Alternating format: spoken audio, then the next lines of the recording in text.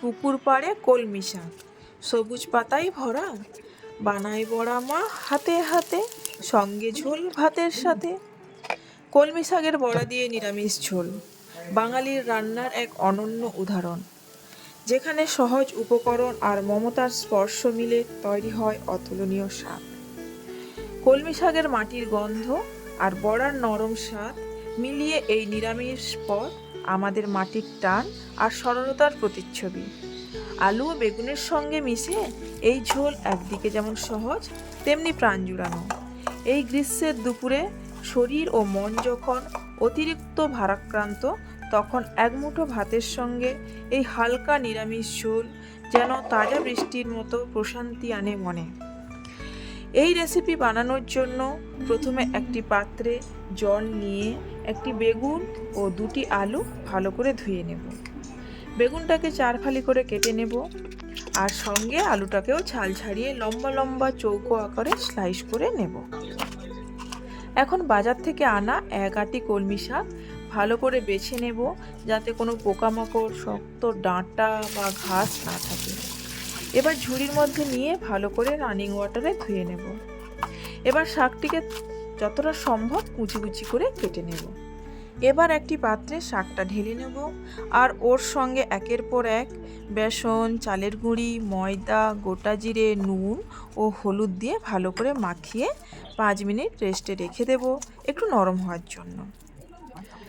অন্যদিকে ঢাকা খুলে মেখে রাখা কলমি শাকটিকে নিয়ে হাতে সাদা তেল মেখে অল্প অল্প নিয়ে চ্যাপটা চ্যাপটা করে বড়ার মতো গোলাকার আকার দেব, ঠিক যেমন ভিডিওটিতে দেখা যাচ্ছে।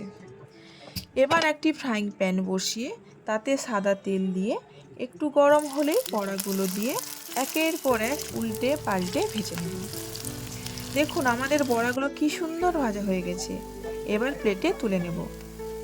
এটা এতটাই ভালো করে ভাজা হয়েছে যে খালি মুখেই খাওয়া যাবে। ওই তেলেই 6-7টা বড়ি লাল লাল করে ভেজে তুলে রাখবো।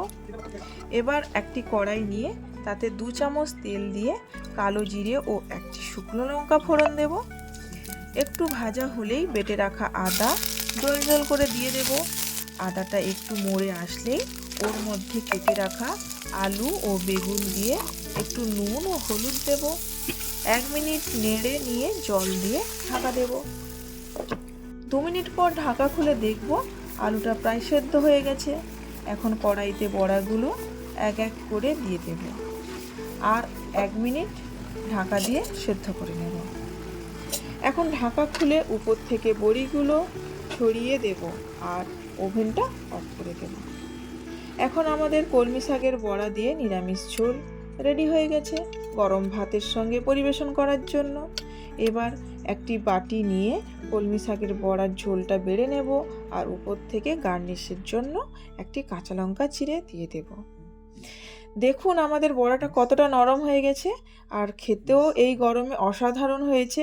আপনারাও বানিয়ে দেখুন, অসহ্য গরমে ভালো লাগবে, আর মন ও শরীর সুস্থ থাকবে। পরে কমেন্টে এসে জানাবেন কেমন হলো। টাটা সবাইকে।